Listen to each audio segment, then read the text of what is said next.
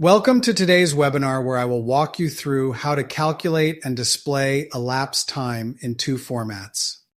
We're going to take the facility inspection form that records a time in and time out for the inspector and displays the total time after they sign the form. This inspection took 1 hour, 55 minutes or 1.92. Let's jump in and get started. First, we need to create the fields to display the two formats. Clone the first field to create the next and modify the hint text.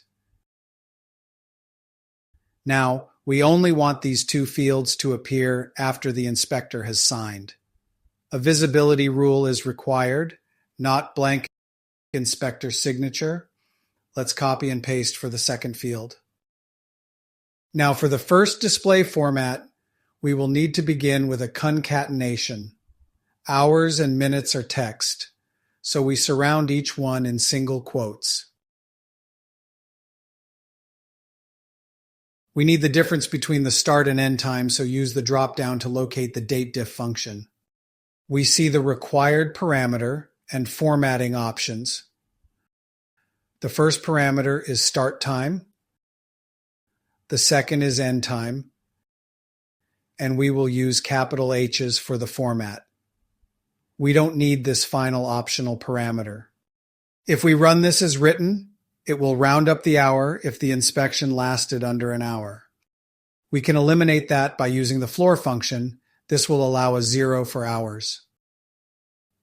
To display this 0, we need to wrap this calculation in a format num function. Let's work on the minutes. The dateDiff function will be similar, so let's copy and paste it. Look at the format options and notice that minutes requires MI. With minutes, we need to exclude every instance of 60 minutes and keep only the remainder. We can do this by using mod 60. Decimal places are not necessary, so let's round to 0 places. Apply the logic and save the form. Let's take a look at how this works so far. Apply a signature to display the fields. Adjust the timeout, and we can see it works perfectly.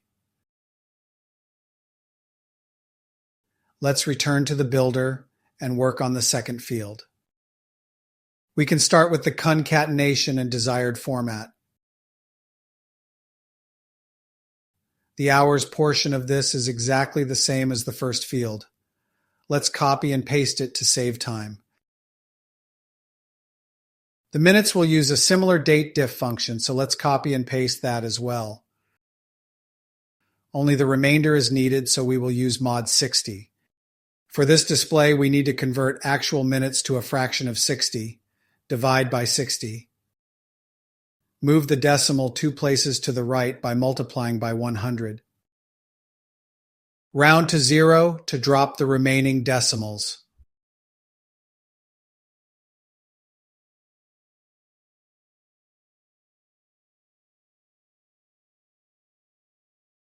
Apply the logic and save the form. Let's take a look at how this second field works in the form. Force sync to grab the latest changes and open the form. Sign it to reveal the total inspection times. Let's adjust the time to test a few. Notice how all times calculate as expected. This is yet another way to elevate your forms. I hope you take this as a starting point and come up with creative ways to use it. We love hearing from our clients. If you found this helpful or have other ideas and alternate methods, please share them with us by emailing support@formsonfire.com. You never know, we may feature yours in a future video.